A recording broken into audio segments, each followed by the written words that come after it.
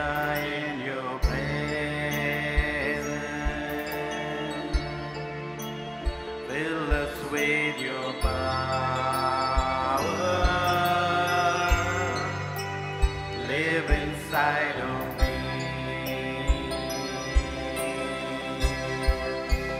You're the living water, never drying fountain,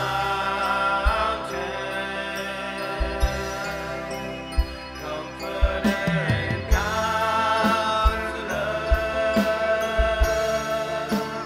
Take complete control. You're the living water, never drying fountain, comfort and counselor. Take complete control. तू है जीवन का जल, सोता जो न सूखे, शांति दाता सबका, कर पूरा कब्जा।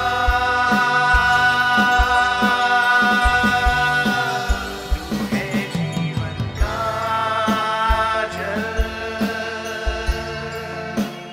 सोता जो न सूखे, शांति दाता सबका, कर पूरा कब्जा। स्वागत पवित्र आत्मा, हम तेरी हुजूरी में, भर तू अपनी सामत, रह तू मुझ में।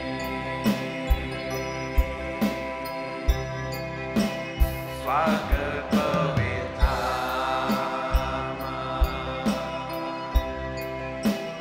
हम तेरी हुजूरी में, भेजो अपनी सामत, पूरा कब्जा कर। तू है जीवन का जल, सोता जो न सूखे, शांति दाता सबका, कर पूरा कब्जा।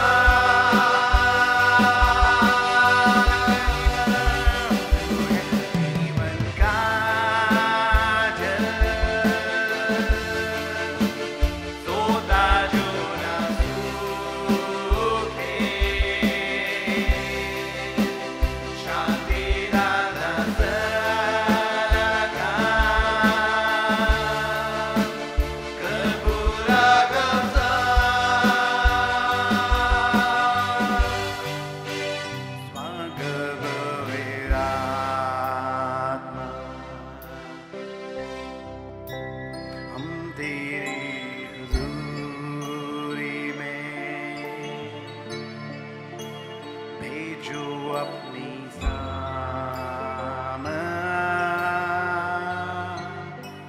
पूरा कब्जा।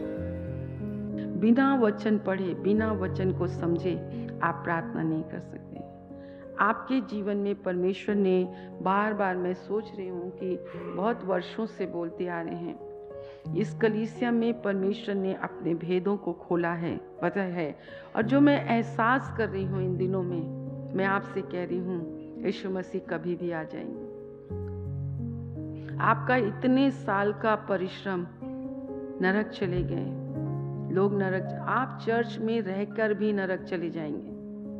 चर्च में सारा दुनियादारी करते हुए भी आप नरक चले जाएंगे, क्योंकि आप और मैं अपनी मर्जी पे करते हैं। हम परमेश्वर की इच्छा और मर्जी पर नहीं चलते हैं। ठीक है कि देखो, हर बार मैं गीतों से बहुत सीखती हूँ। तेरी हुजूरी में कुदरत और जलाल है। तो बुद्धिमान इंसान क्या करेगा? उसकी हुजूरी में रहेगा। मैं घर में बैठ के तो आशीष नहीं पा सकती हूँ ना, टीवी के सामने बैठ के तो मैं आशीष नहीं पा सकती हूँ ना। पा सकते हो? हे सब थके और परिश्रम और बोझ से दबे हुए लोगों, मेरे पास आओ, मैं तुम्हें विश्राम दूंगा। तो ये क्या वचन झूठा है? ये वचन झूठा है। पिछले दिनों में मैं आपको सच कह रही हूँ, भारी तकलीफ को मैंने महसूस किया, बहुत ज्यादा। परंतु मेरा ध्यान किसी चीज में नहीं गया। लोग बहुत बहुत फॉर्मूला बताते हैं, मैं सुन लेती हूँ, हंस लेती हूँ और मैं कुछ नहीं बोलती हूँ, क्योंकि मुझे पता है मैं एक शब्द कहती हूँ, यीशु पापा, मैं कहीं भी चली जाऊँ, है ना, अमृतांजन घूम सकता है, मेडिसिन घूम सकती है, वो सब हम ले सकते हैं। अब वो मैं नहीं कह रही हूँ वो है, पर अगर वो नहीं मिला तो, पर मेरा प्रभु तो हर वक्त हर समय मेरे साथ रहता है।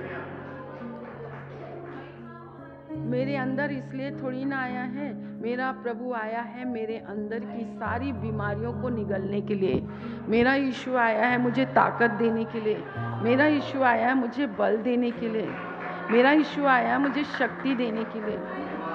मैं आपको सच कहती हूँ, मुझे यीशु के लहू में जितना विश्वास है ना, मुझे किसी चीज में विश्वास नहीं है। मैं ये नहीं कह रही हूँ कि आपको खाना पीना नहीं चाहिए, बैठ जाइए, आप बहुत अच्छे खाइए, पर मेरे अंदर शुरू से कुछ घी है, मक्खन है, दूध है, जितने भी ये प्रोटीन और जितने भी ये बल और ये चीजें हैं ना, बचपन से लेकर मैंने कभी भी नहीं। पर आप देखो हम कैसे तंदुरुस्त रहते हैं, क्योंकि ये मेरा विश्वास है। मेरे यीशु के लहू में जो ताकत है, जिससे मिलती है मुझको छुटकारा, और हम हष्ट पुष्ट और स्वस्थ और भले और चंगे रहते हैं। मेरे प्रियो, आपको ना समझने, जब आप प्रभु के पास आते हैं ना, तो आप ये कहें, प्रभु आप मुझे, अगर आप मिल जाएंगे, सच में रीति रिवाज परंपरा, ये जिस चीज़ से आप एक धार्मिक जीवन जी रहे हैं, उससे आपको कोई फायदा नहीं होगा। आपको विश्वास के द्वारा परमेश्वर की धार्मिकता मिलेगी। लिखा है, मेरा धर्मी जन विश्वास से जीवित रहता है। बाइबल में इतनी सारी प्रतिज्ञाएं हैं, मैं आपको कहना चाहती हूँ। सो प्रॉब्लम क्या है? सुनना। हम सुन नहीं पा रहे, सिखाने वाला हमें सिखा रहा है, हम सीख नहीं पा रहे। हमें सीखना है। अब वो सिंपल सी वो चीज है, वो लेडी की जिसने 12 वर्ष से वो दुख उठा रही थी। सबने पढ़ा? कहाँ पाया जाता है? आपने अपनी आंख से पढ़ा? अगर पढ़ा होता तो अभी चैप्टर चट बता देती आप। हाँ जी, कहाँ पाया जाता है?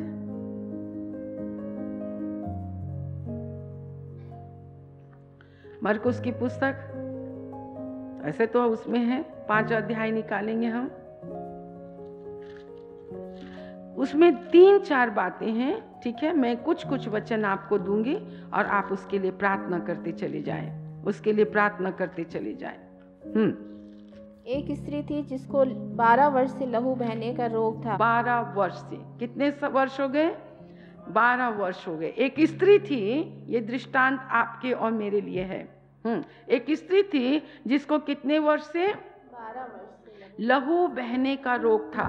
ओके, 26 वचन। उसने बहुत वैद्यों से बड़ा दुख उठाया। आप देखो, वैद्यों से कितने लोग दुख उठा रहे हैं। देखिए, मैं आपको ये कहती हूँ, हम डॉक्टर के खिलाफ नहीं है, हम दवाइयों के खिलाफ नहीं है, परंतु मैं आपसे कहती हूँ कि परमेश्वर उस इंसान को कभी भी पसंद नहीं करता है जो परमेश्वर के पास बाद में आता है और पहले डॉक्टरों के पास जाता है।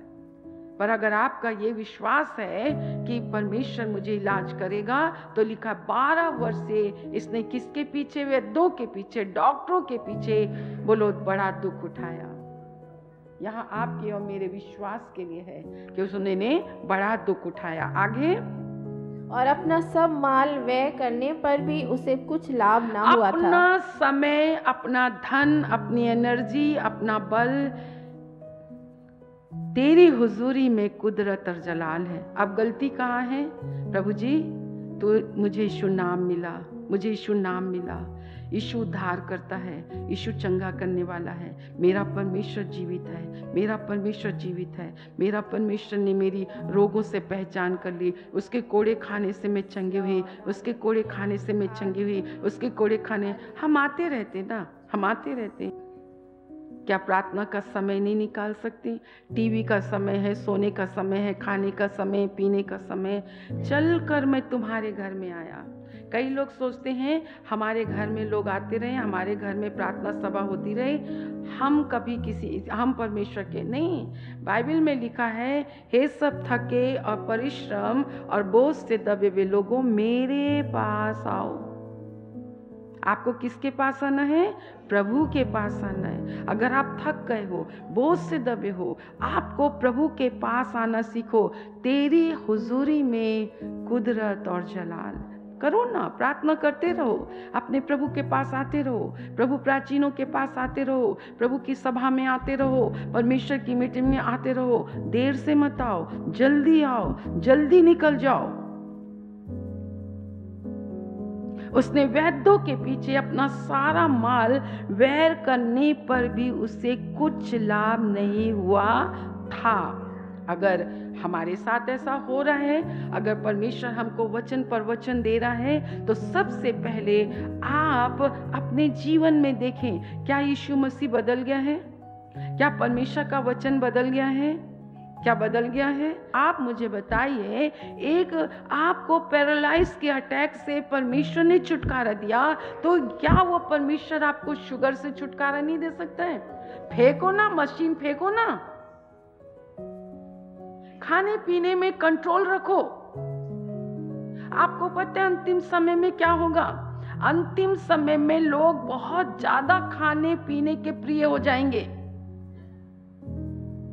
अब ये नहीं कि खाना पीना नहीं खाना है, थोड़ा समझो इस बात को, बैलेंस में लेके चलो। मुझे मालूम होना चाहिए, हमको ना परमेश्वर से समझ होनी चाहिए। क्या प्रभु यीशु मसीह आज मर चुके हैं? क्या यीशु मसीह आज चंगा करना बंद कर दिए हैं? नहीं मेरे प्रियो, जिसने आपके ऊपर इतना कृपा किया, पर यहाँ है कि 12 वर्ष से है और लिखा है कि बहुत वैद्यों के पीछे उसने माल व्यय करने पर भी उसे कुछ लाभ ना हुआ, क्योंकि वो खुदा की हुजूरी में नहीं थी। उसका भरोसा डॉक्टरों पर था, उसका भरोसा दवाइयों पर था, उसका भरोसा वो था। हमने तो मन में ठान ही लिया है ना,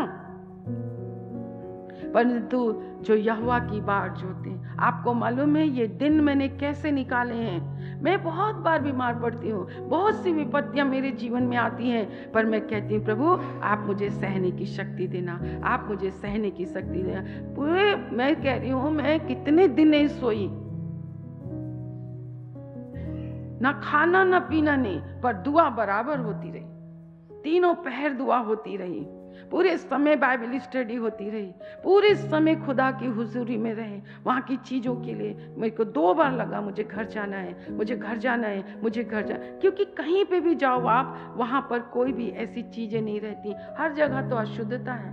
उनके बीच से निकलो, वहां मत जाओ। जिस जगह में तुम इलाज के लिए जा रहे हो, जहाँ पे तुम रेस्ट के लिए जा रहे हो, जहाँ पर तुम खाने पीने के लिए जा रहे हो, वहां पर तुम्हारा वेलकम कौन करता है? पर हम तो इतने गर्व के साथ बाहर खाना खाने जाते हैं। अरे खुदा ने तुम्हें दिया है, खुदा के घर में हमारे पास टाइम नहीं है। समझो, इस चीज को समझो। ये बीमारियां जो लौट लौट कर आपकी जिंदगी में आ रही हैं, ये निर्बलता तुम्हारी जिंदगी में लौट लौट कर आ रही है, क्यों आ रही है? आपको समझना पड़ेगा, क्योंकि परमेश्वर आपको कुछ सिखा रहा है। प्रभु मुझे विधि और नियम सिखा रहा है। जब तक हम उस तकलीफ को सहेंगे नहीं, हम करुणा, दया और तरस से नहीं भर सकते। अगर आपको किसी चीज से कोई लाभ नहीं हो रही है, तो अपनी आंखों को बंद करें और कहें प्रभु आप मुझे कुछ सिखा रहे हैं, मुझे सिखा रहे हैं, मुझे सिखा रहे हैं। मुझे सिखा रहे हैं। मुझे सीखने का हृदय दीजिए प्रभु, मुझे सीखने का हृदय दीजिए, मुझे सीखने का हृदय दीजिए, मुझे नम्र हृदय दीजिए, मुझे नम्र हृदय दीजिए। और उसके लिए पहला पॉइंट क्या है, आइए क्या है? होशे की पुस्तक उसका 5वां अध्याय। मैंने बहुत बार ये वचन आपको दिया है और आज भी मैं दे रही हूँ। होशे की पुस्तक 5वां अध्याय उसके 15 वचन को हम पढ़ेंगे। जब तक वे अपने को अपराधी मानकर मेरे दर्शन के खोजी ना होंगे, तब तक मैं अपने स्थान को ना लौटूंगा। और जब वे संकट में पड़ेंगे, तब जी लगाकर मुझे ढूंढने लगेंगे। संकट में अगर आप और मैंने उद्धार पाया है, बपतिस्मा लिया है, प्रभु भोज खाते हैं, हमें पवित्र आत्मा से अगर आप नहीं भरे हैं, तो आपको पहले पवित्र आत्मा से भरना है। मेरी ओर ध्यान से देखो, जितनों उसने कहा मैं तुम्हें अनाथ नहीं छोड़ूंगा। बोलो, परमेश्वर ने कहा मैं तुम्हें अनाथ नहीं छोड़ूंगा।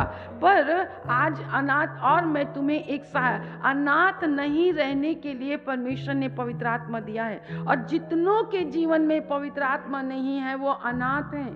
परमेश्वर उनका पिता नहीं है, इसलिए वो कुत्तों के आगे अपनी रोटी नहीं डालता है। पवित्र आत्मा पाने वाले लोगों का ही वो पिता है। जितने आत्मा के चलाए चलते हैं उन्हीं के पिता है। चंगाई क्यों नहीं मिलती? यहाँ पर स्थान में लौटने का क्या मतलब है? लिखा है, फिर से पढ़ें, वहां पे समझें। जब तक वे अपने को अपराधी मानकर, अब हमने क्या अपराध किया है?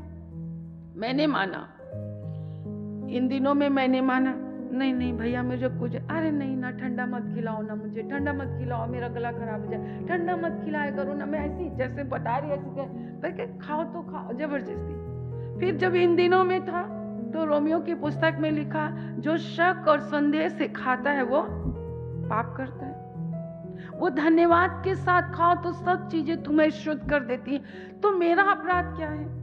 शक करती हूँ, ठंडा खाऊंगी तो गला खराब हो जाएगा, ठंडा खाऊंगी तो गला, तो मैंने एक तोता पाल लिया है कि ठंडा खाऊंगी तो मैं ये हो जाऊंगी। ये मेरे अपराध, मुझे छोड़ना पड़ेगा। मुझे कोई भी चीजें धन्यवाद के साथ खानी है तो वो मुझे कभी अशुद्ध नहीं, ये अपराध है। दूसरा अनाज्ञाकारिता है। तीसरा शक करना है। जो कोई शक से खाता है, संदेह करके खाता है, वो अपराध करता है। जितनों के जीवन में विश्वास नहीं है, वो है धन्यवाद के साथ खाना है। तीसरी बात यह है कि मेरा विश्वास कैसे बढ़े? मेरा विश्वास बढ़ा, क्या आपका विश्वास बढ़ा? अपराधी जानकर हम तो अपने अपराध को ये, हाँ प्रभु जी मैंने ज्यादा खा लिया, मैं बहुत कई लोग मीठा ही मीठा खाते। ये आप लोग बच्चे नहीं हो, हमको समझ कर करना है। नमक पानी ये वो खाए जा रहे हैं, एक ही जगह लेटे जा रहे हैं, ऐसे थोड़ी ना होता है।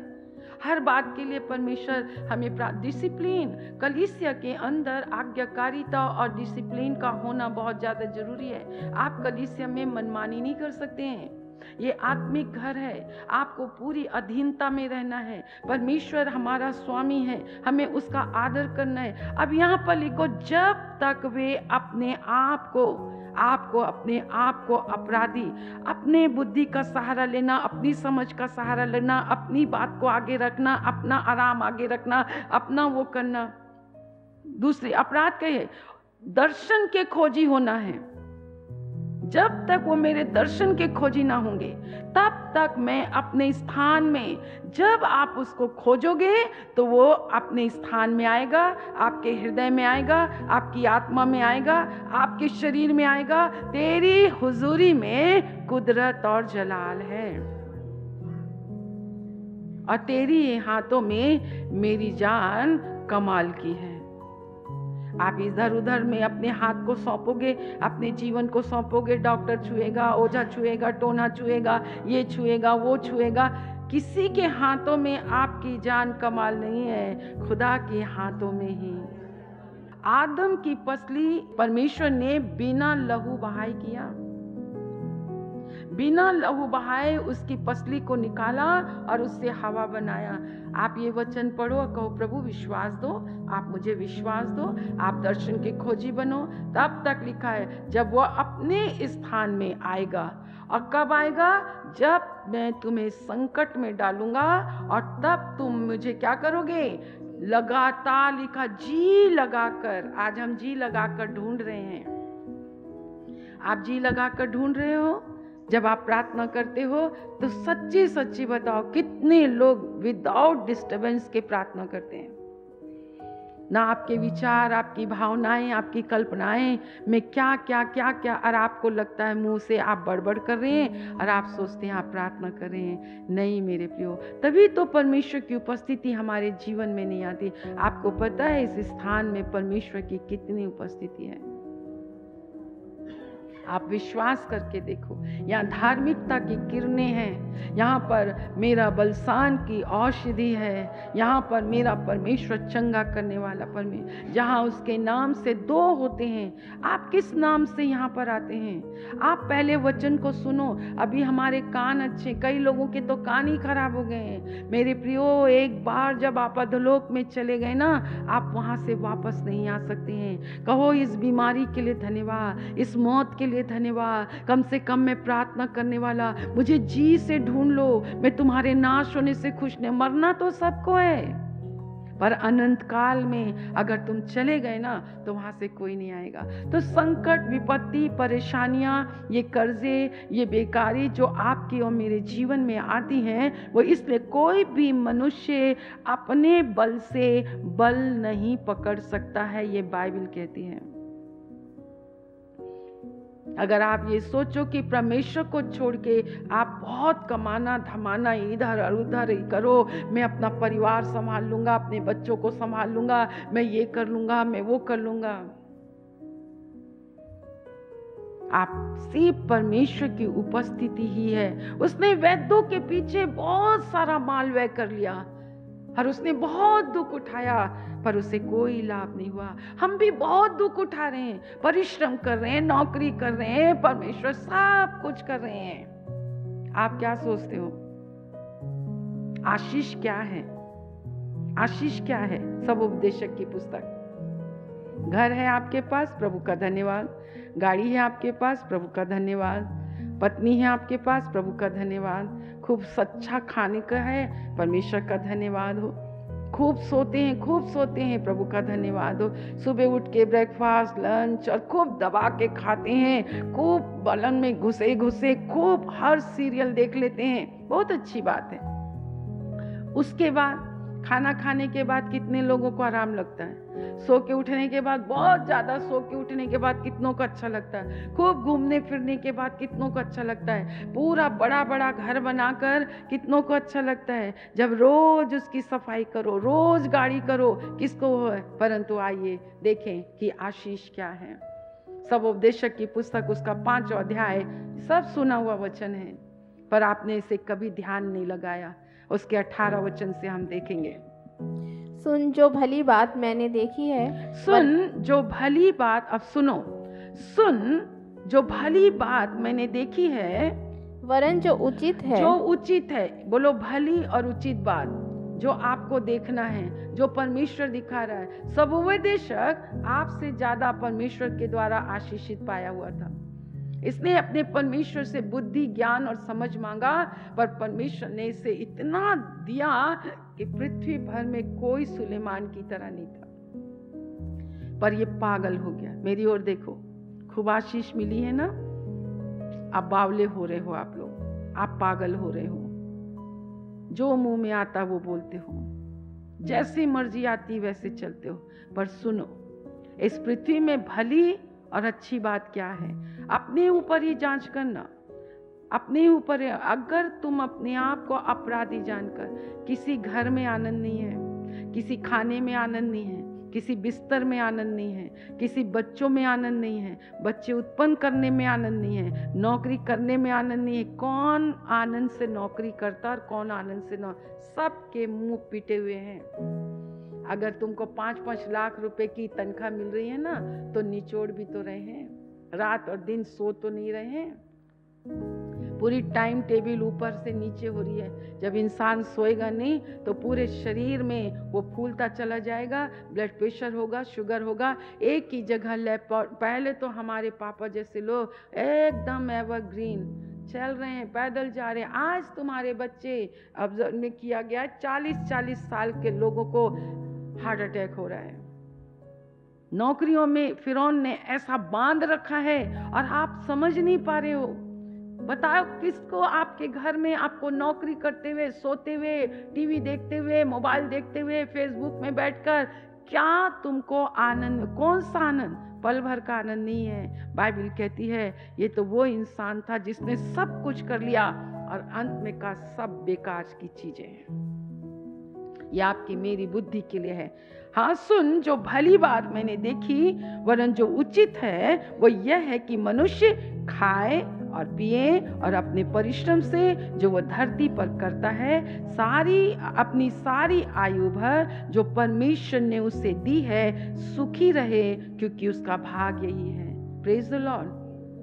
परमेश्वर का भाग क्या है आपके मेरे जीवन में? दुखी रहना कि सुखी रहना, बीमार रहना कि चंगे रहना, आनंद से रहना, क्या है?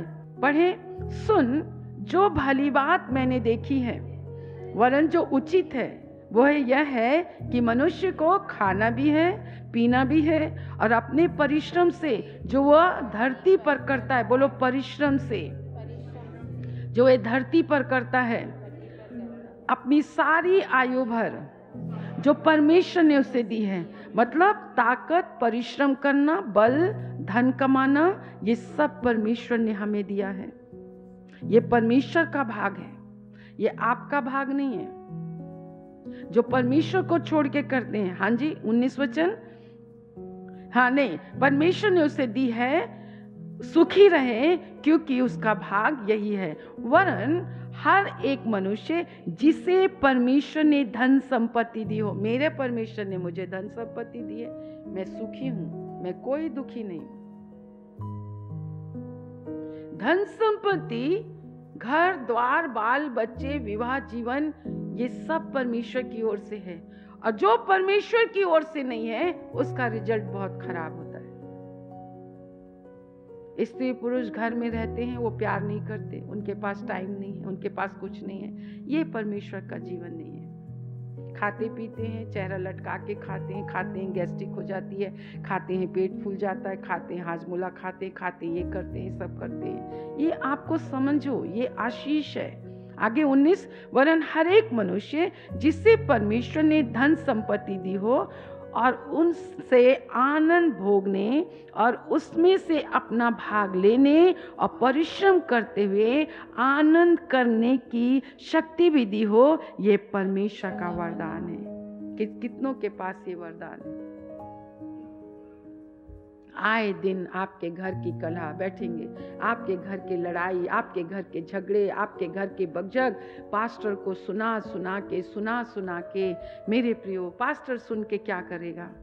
आपको वचन, जब तक वो मुझे जी लगा कर ना ढूंढेंगे और जब ये संकट में पड़ेंगे, आज हम मर गए, हमारे घरों में डेथ हो गई, पर हम समझ में नहीं पाए, अपने आप को अपराधी जानकर।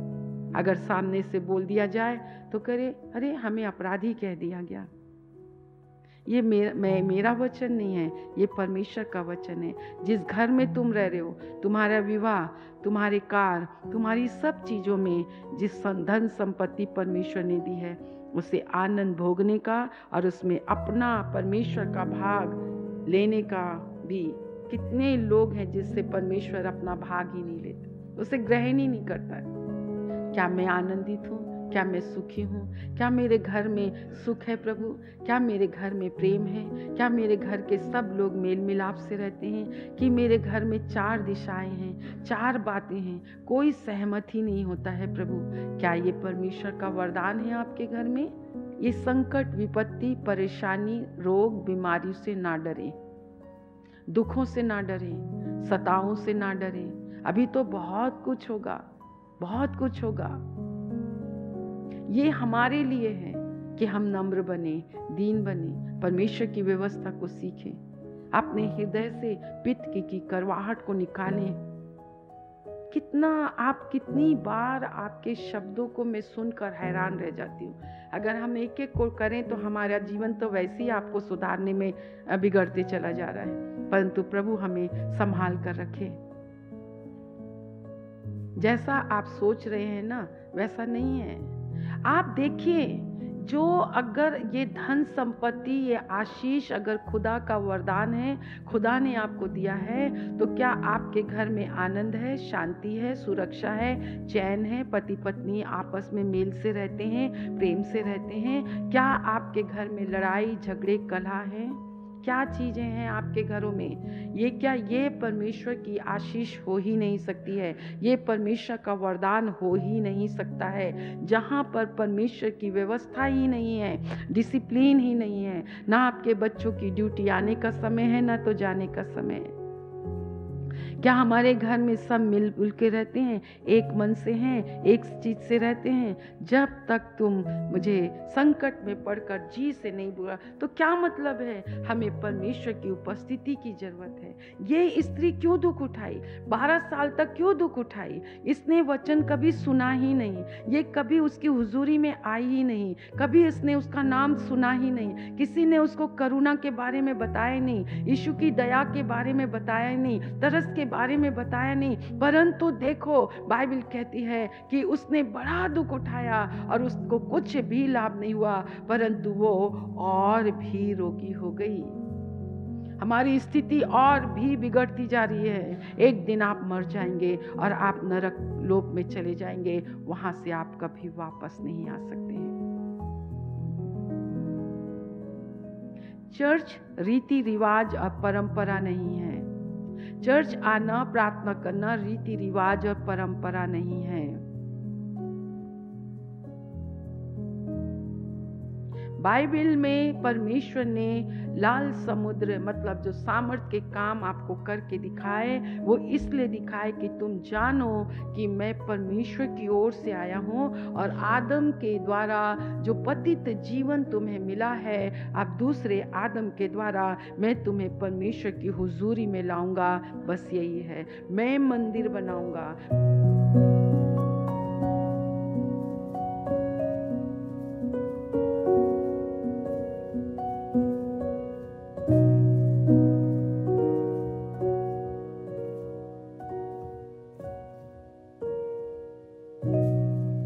तेल और जल को छू लीजिए प्रभु। आप इनके विश्वास को देखते हैं, ये आपकी शरण में आते हैं, किसी और के पास नहीं जाते। उनको पूरा विश्वास और भरोसा है कि आप ही उनको चंगा कर सकते हैं। मेरे प्यारी प्रभु परमेश्वर पिता, छू लीजिए, क्योंकि आप तो यहाँ हैं। आपने तो अपना काम शुरू कर दिया है प्रभु। हर एक इन्फेक्शनों को दूर करेंगे। जो कोई विश्वास से आपके लहू को पीता लगाता है परमेश्वर, जो आपकी आज्ञाओं को मानता है, मेरे प्रभु परमेश्वर, आपने कहा मृत्यु के दूत को मैं आज्ञा दूंगा कि उस घर पर भी ना पहुंचना। मेरे प्रभु परमेश्वर, यीशु का लहू ही हमें परमेश्वर सुरक्षा रखता है। मेरे प्रभु, हम आपका बहुत धन्यवाद करते हैं आपकी उपस्थिति के लिए। मेरे प्रभु, अधिकाई से आपका वचन इनके हृदय में बस जाए। अब हमारे परमेश्वर पिता का प्रेम, प्रभु यीशु मसीह का अनुग्रह और पवित्र आत्मा की सहभागिता, जब तक यीशु अपने दुल्हन को लेने ना जाए, अपने प्रियों को लेने ना जाए, अपनी देह को उठाने ना जाए, तब तक प्रभु हम आप ही के अनुग्रह में बने रहेंगे। उसके लिए हम आपका धन्यवाद करते हैं। यीशु के नाम से मांगते हैं, आमीन आमीन।